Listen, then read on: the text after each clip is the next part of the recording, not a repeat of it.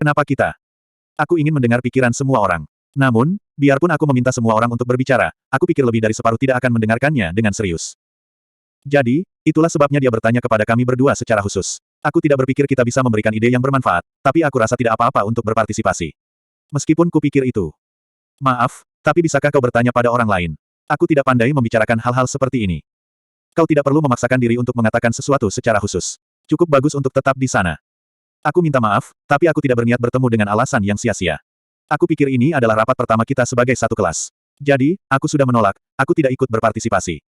Kata yang tenang namun kuat. Meski mengingat sudut pandang Hirata, Horikita menolaknya lagi.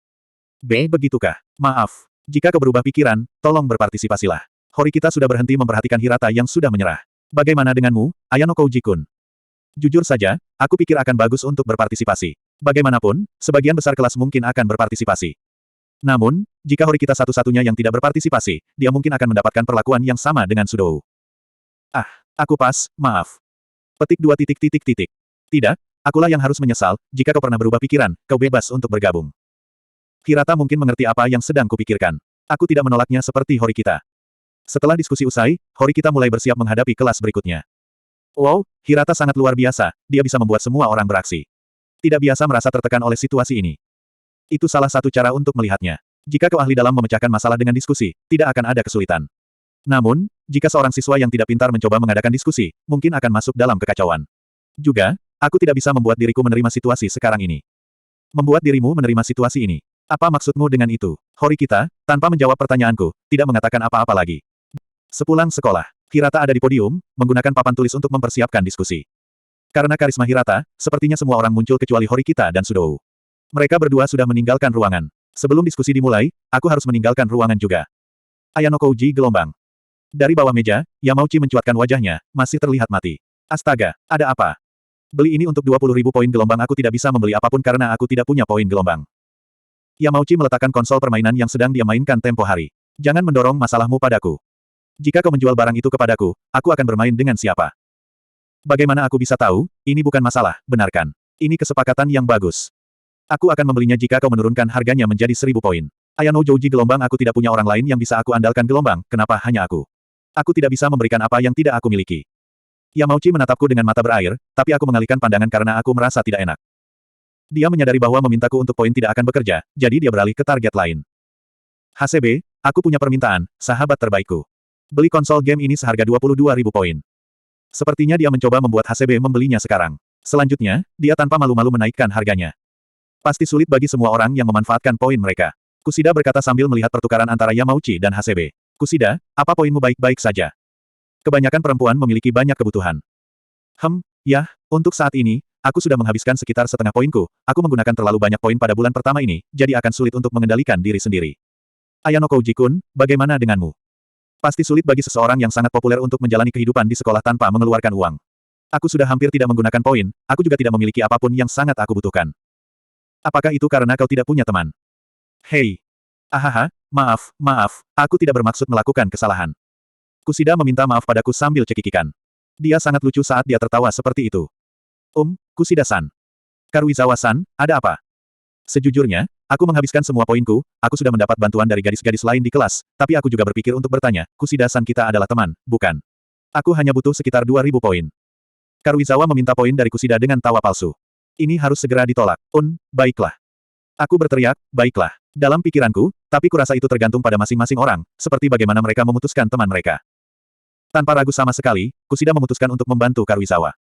Terima kasih gelombang teman benar-benar sangat berguna. Ini nomorku. Jadi, sampai jumpa gelombang Inogashira-san, jujur saja, aku menghabiskan semua poinku gelombang, sambil beralih ke sasaran berikutnya, Karuizawa berjalan menjauh dari kami.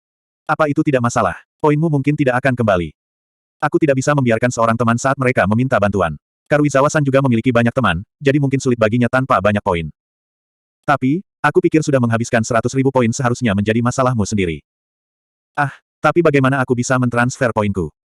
Kau menerima secari kertas dari Karuizawa dengan nomor, kan? Kau bisa mentransfer poin menggunakan ponselmu. Wow, sekolah benar-benar memikirkan segalanya untuk para siswa. Mereka bahkan menciptakan sistem seperti ini untuk membantu orang seperti Karuizawa-san. Tentu, ini adalah bantuan untuk Karuizawa. Namun, benarkah perlu mengirim uangnya? Sepertinya akan banyak masalah. Ayano Kouji-kun dari kelas D. Chiyabashira Sensei memanggilmu tolong datang ke ruang staf. Setelah bel, sebuah suara terdengar di atas loudspeaker. Sepertinya kau dipanggil oleh guru. Ya, maaf, Kusida aku akan pergi. Sejak hari pertama sekolah, aku tidak ingat melakukan apapun yang bisa membuatku panggil. Merasa pandangan tajam murid-murid yang lain, aku keluar dari ruangan. Aku sampai di ruang staf dan dengan takut-takut membuka pintu. Melihat sekeliling ruangan, aku tidak melihat Chiyabashira Sensei dimanapun.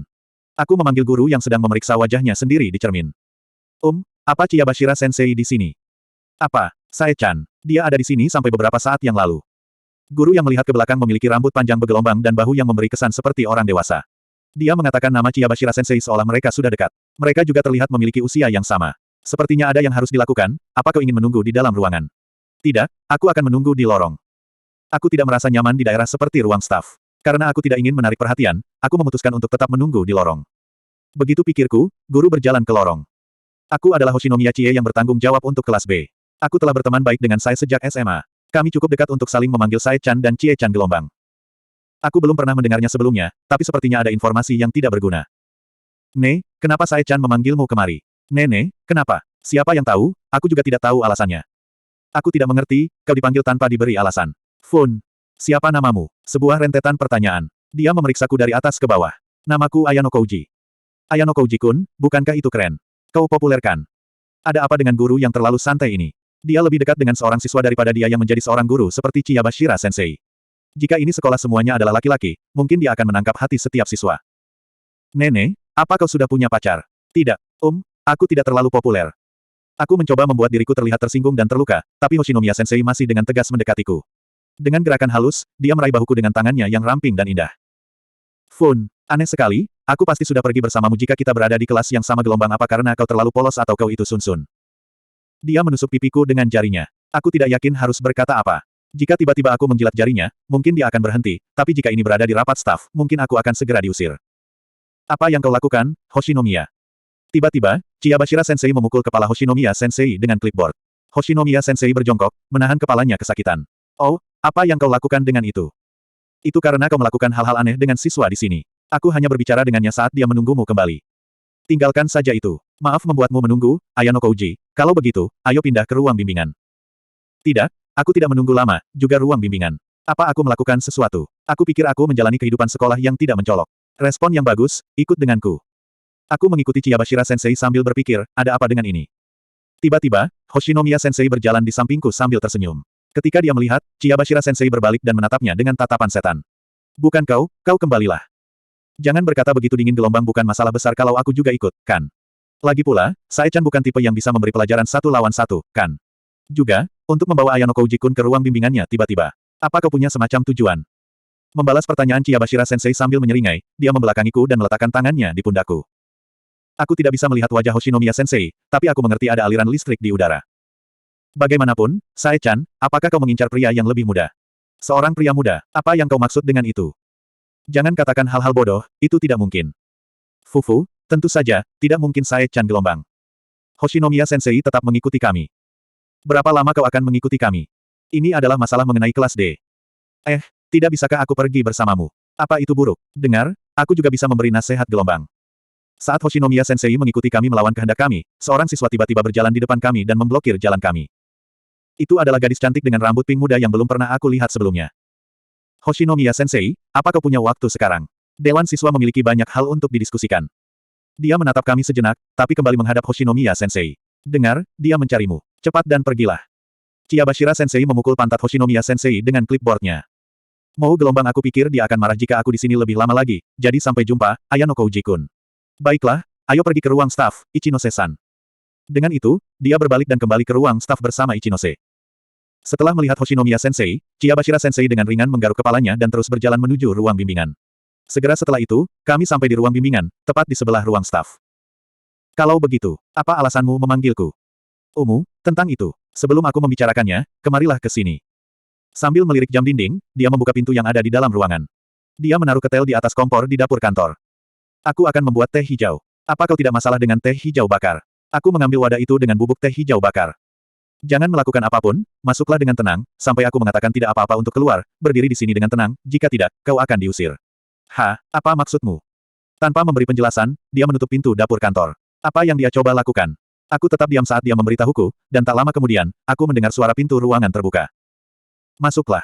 Kalau begitu, apa yang ingin kau katakan padaku? Horikita. Sepertinya Horikita lah yang dipanggil ke ruang bimbingan. Aku akan bertanya terus terang kenapa aku dimasukkan ke kelas D. Apa kau benar-benar bertanya terus terang? Hari ini, Sensei mengatakan bahwa kelas dibagi dengan keunggulan. Dan kelas D itu adalah koleksi sisa terendah.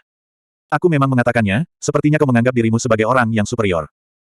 Aku bertanya-tanya bagaimana Horikita akan membalasnya. Aku bertaruh bahwa dia dengan yakin akan keberatan dengan kata-katanya.